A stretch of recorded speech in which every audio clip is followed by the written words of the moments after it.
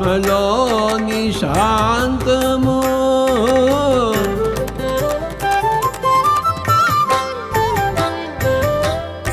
ఆత్మలోని అభయము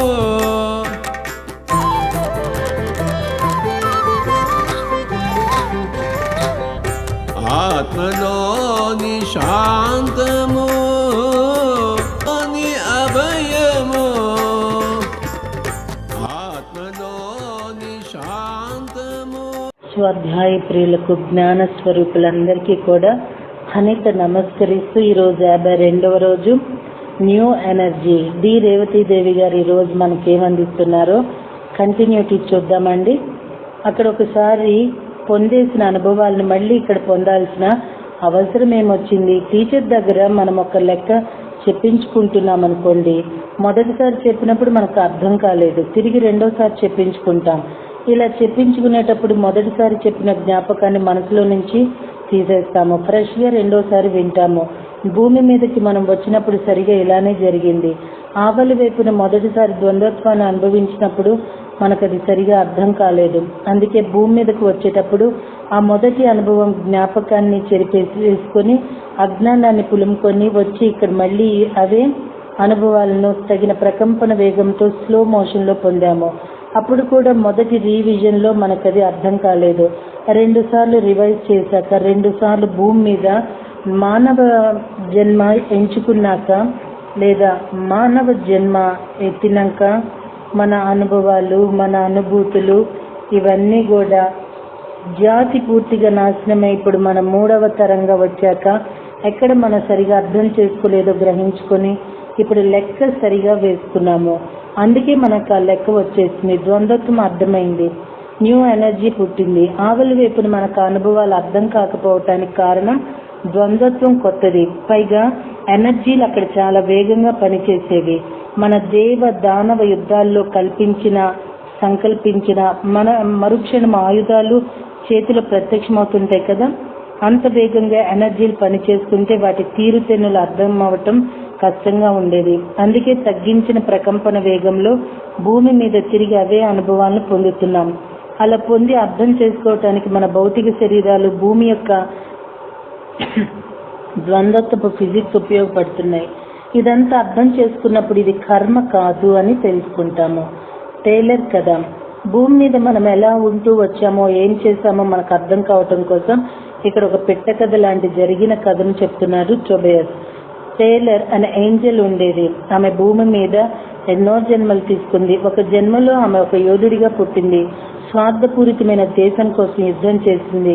మంచి చెడ్డల గురించి ఆమె ఏనాడూ పట్టించుకోలేదు.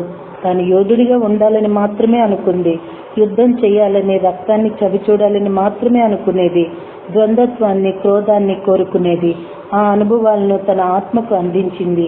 అవి అక్కడే ఎంతో కాలముండిపోయాయి. తరువాత జన్మలో ఆమె ఒక ఇల్లాలు, భర్త, పిల్లలు పట్ల ఎక్కువ ప్రేమగా ఉండేది కాదు. పరాయి మగవాళ్ళ సమక్షంలో ఎక్కువ ఆనందిస్తుండేది. తన కుటుంబం నుంచి దూరంగా ఉండటమే ఆమెకు ఆనందం.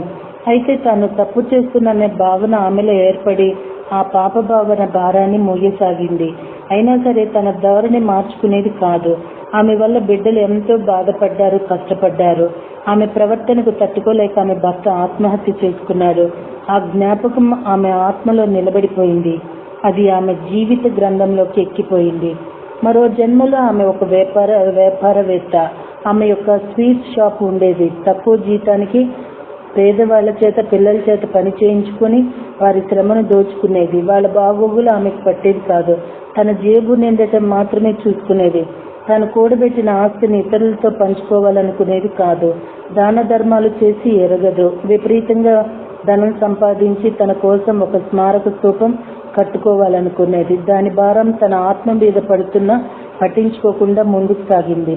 స్వార్థం, లోభత్వం కూడుకున్న పనులు మన ఆత్మ మీద భారాన్ని కలిగిస్తాయి. సో మాస్టర్ చాలా చాలా విషయాలు అర్థమవుతున్నాయండి. ఈ జన్మలో ఆమె నీతి మాలిన తల్లిదండ్రులకు పుట్టింది. టీనేజ్లోకి అడుగు పెట్టగానే తాగుబోతయ్యింది. ప్రతిరోజు విపరీతంగా తాగేది. అలా తాగుతూ తన ప్రకంపనలు విపరీతంగా దిగువ స్థాయికి తగ్గించుకునేది. తాగి ఒళ్ళు తెలియకుండా పడిపోయేది. అంతగా ప్రకంపనలు తగ్గేసరికి ప్రేమ అంటే ఏమిటో మరిచిపోయింది. జీవితంలో ఆనందం లేకుండా పోయింది. అందుకు తన తల్లిదండ్రులను సాటి వారిని నిందించింది. తాగుడు వల్ల ఆరోగ్య సమస్యలు తలెత్తాయి. దాంతో ఆమెలో బాధ ఎక్కువైపోయింది. ఆమె ఇప్పుడు క్రిస్టియన్ సర్కిల్ మీటింగ్లకు వస్తోంది. ఆమె చదివిన ఒక పుస్తకం ఆమెకు ప్రేరణనిచ్చింది. తాగుడు మానేసింది. ఇతరుల సహాయాన్ని అందుకుంటోంది. ఇతరుల ప్రేమను స్వీకరిస్తోంది. తనలో కలిగిన గిల్టీ ఫీలింగ్స్ ను వదిలేయాలని ఇతరులు చెప్పినప్పుడు ఆమె వారి మాట విన్నది. ఇదే ఓపెన్ మైండ్తో ఉండటం అంటే. ఈ కథ ద్వారా మన జీవితంలో ఒక ముఖ్యమైన దాన్ని అర్థం చేసుకోవాలి. కష్టాలతో కూడుకున్న జన్మలను చాలా కాలం క్రితమే టేలర్ ఎంచుకున్నది. అతి దిగువ ప్రకంపన స్థాయిలకు వెళ్ళడానికి, వాటి అనుభవాన్ని అందించడానికి స్పిరిట్కి ఎవరో ఒకరు కావాలని ఆమెకు తెలుసు. ద్వంద్వత్వం అనే ఆ పెద్ద చెరువులోకి ఎవరో ఒకరు దూకి అందులోని అత్యంత లోతుల్లోకి దిగువ స్థాయిలోకి వెళ్ళాలి. పాదాలు మునిగే లోతుల్లో నిలబడి నేను మునగలేదు కాబట్టి నేను కాంతితో నిండి ఉన్నానన్నమాట. నేను సూర్యకాంతిని సేకరిస్తాను కాబట్టి నేను ప్రత్యేకమైన వ్యక్తినని అనటం తేలిక. అయితే ఈ కష్టమైన మార్గాన్ని ఎంచుకోవటం, అందులో జీవించటం కష్టం. తాగుడు మొదలుపెట్టినప్పుడు భయంకరమైన పీడకలు కనబడటానికి సుముఖత చూపినప్పుడు తాను ద్వంద్వ లోతుల్లోకి దూకడానికి ఎంచుకున్నది. ఇదంతా ఆమె చేసుకున్న కర్మ అనుకున్నాం మనం. మనకు మనమే బాకీ తీర్చుకుంటున్నాం అనుకుంటున్నాం. మనకు మనం బాకీ తీర్చుకోవటం ఏమిటి? అర్థం లేని మాట. టేలర్ లాగా మనం కూడా చీకటి వెలుగుల లోతులను అన్వేషించే జన్మలను ఎంచుకున్నాం. వాటి ద్వారా ఎనలేని సేవ చేశాము స్పిరిట్కి సాయంగా. స్పిరిట్ తానుగా వచ్చి అనుభవాలు పొందలేదు కాబట్టి మన ద్వారా పొందుతున్నది.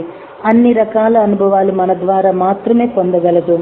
అత్యంత దిగువ స్థాయి ప్రకంపనలకు ఒక తాగుబోతు మాత్రమే వెళ్ళగలడు. ఒక వ్యక్తి తాగుతున్నాడంటే అతడు చెప్పలేనంత దిగువ స్థాయి ప్రకంపనలకు వెళుతున్నాడనమాట. ఆ ప్రకంపనలు ఆవలి వైపు వాళ్ళు అర్థం చేసుకోలేరట. స్పిరిట్ కోసమైనా ఎవరో ఒకరు అత్యంత దిగువ స్థాయి లోతులకు వెళ్ళడం అవసరం.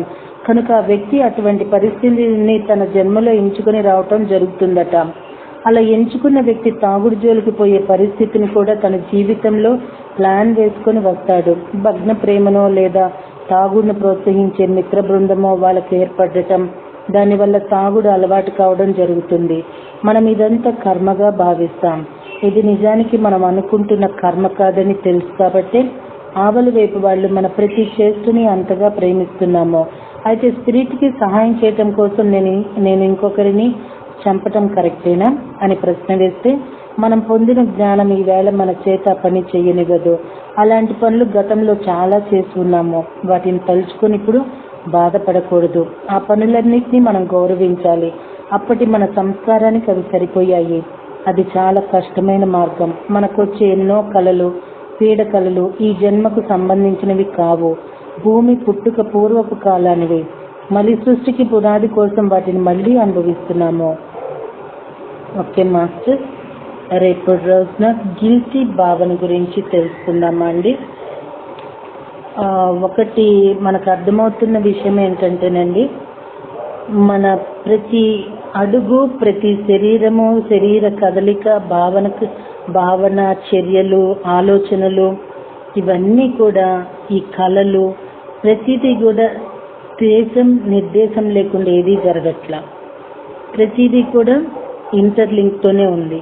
సో అందుకే కళలు వచ్చినప్పుడు జస్ట్ ఒక 5 minutes వాటిని ఆలోచించి వదిలేమన్నారు కూడాను. పత్రి సార్ కూడా చెప్పారు అది. మాస్టర్స్, మనము ఏదైనా ఒక జ్ఞానాన్ని అందుకుంటున్నప్పుడు అది మనకు అవసరమైందే మన దగ్గరకు వస్తుంది. మనం ఏమన్నా మార్చుకోవాల్సినవి ఉంటేనే అక్కడ మార్చుకోవాల్సినవి ఉంటాయి. మీకు ఒక చిన్న ఎగ్జాంపుల్, నేను లెఫ్ట్ హ్యాండ్ ఎల్బో విపరీతమైన పెయిన్ అండి. ఆ పెయిన్ని భరిస్తున్న నా శరీరం కూడా భరించగలిగినంత పెడుతుంది. చెప్పేసాను కూడా, నో డాక్టర్ నో మెడిసిన్, నా వల్ల కాదు, నీకు నువ్వు హీల్ చేసుకో, భరించాలంటే భరించే ఇది అని తనతో నేను చెప్పడం జరుగుతుంది. అయితే ఇంకా పెయిన్ ఎక్కువగా ఉండి సరే ఇంట్లో గొడవ చేస్తుంటే ఆయింట్మెంట్ తెప్పించుకున్నాను. ఆయింట్మెంట్ రాశానండి. అసెన్షన్ బుక్ చదువుతున్నప్పుడు అదే రోజు శరీరానికి ఆయింట్మెంట్ రాయొద్దు, ఆయింట్మెంట్ రాస్తే శరీరము అవస్థ పడుతుందని వచ్చిందండి. నాకు ఆయింట్మెంట్ రాసిన చోట దురద వచ్చేసింది బాగా. సో ఇంకా మానేశాను మాస్టర్. అంటే నాకు అర్థమైంది ఏంటంటే ఇప్పుడు మన శరీరంలో ఏది వచ్చినా మనం యాక్సెప్ట్ చేసి తీరవలసిందే, there is no other way అనిపించిందండి. సో ఈ బుక్ మరి చూడండి, నేను ఆయింట్మెంట్ తెప్పించుకున్న రోజే ఎందుకు అదే ఆడియో నేను చేయాల్సి వచ్చాను. ముందు రోజైతే అసలు ఆయింట్మెంట్ అవసరమే ఉండేది కాదేమో. సో అండి కొట్టి పారేయటానికి లేదు మాస్టర్. ప్రతి ఒక్కరికి ఏదో ఒకటి అవసరమైందే దగ్గరకు వస్తుందేమో కదండి. Thank you very much. రేపటి జ్ఞానంలో మళ్ళీ కలుద్దాము.